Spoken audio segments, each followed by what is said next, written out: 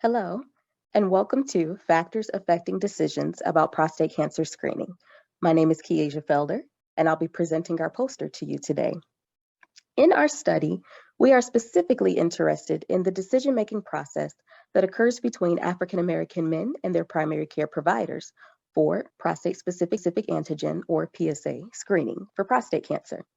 This is because African American men have the highest incidence and mortality rates for prostate cancer in the United States. A few key things we'd like to highlight in the current literature is that there are some misconceptions about prostate cancer's aggressiveness and cures. And this is really important because the current screening guidelines do not actually recommend routine screening. Instead, they recommend something called shared decision making, a process where patients and their providers talk to each other about the individual's personal risk, their medical and family history, and the risk and benefits of doing a PSA screen. And they decide together what is best, whether to get screened or to not get screened. Unfortunately, African American men have barriers to getting PSA screening, and they have less shared decision-making conversations with their providers than compared with white patients.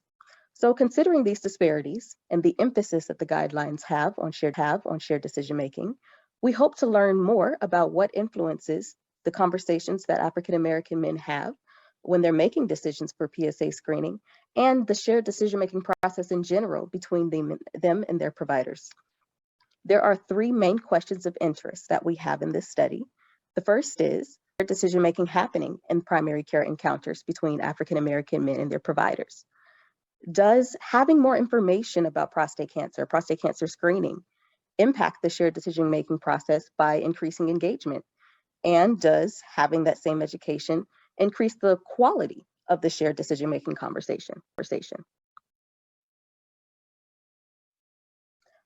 Our study is a prospective study of African American men ages 40 to 69 and their primary care providers. Patients are randomly assigned to two different arms, a control group or an intervention group, and the intervention group gets exposed to the education that I mentioned earlier.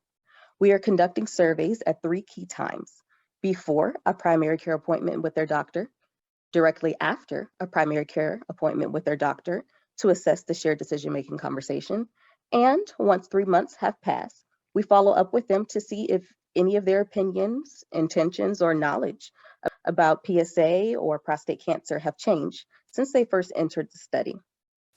We will show some descriptive statistics from our sample and the results of ANOVAS testing for significant differences between the intervention group and the patients assigned to the control group. Most of our patients so far were between the ages to 69 and they had health insurance. Around half of our participants reported that they have never had a PSA screening before, with the bulk of those being in the ages of 40 to 59. At baseline, 93% of our participants reported that if they were offered to do a PSA screening, that they would choose to have the screening.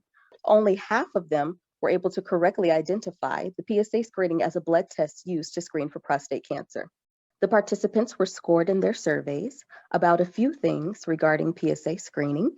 The first block being their knowledge about prostate cancer screening, and what common things occur during the diagnosis and treatment of prostate cancer. In addition, participants were also asked about their confidence making decisions about PSA screening and their level of satisfaction with the decisions they have made so far. When we take a look at the differences from baseline to follow-up, there was a general increase in their overall scores. We found our intervention group to have a significantly higher increase in pre-test and post-test scores in their knowledge about prostate cancer and their satisfaction with the decisions that they have made. Both of these were at a p-value of less than 0.05.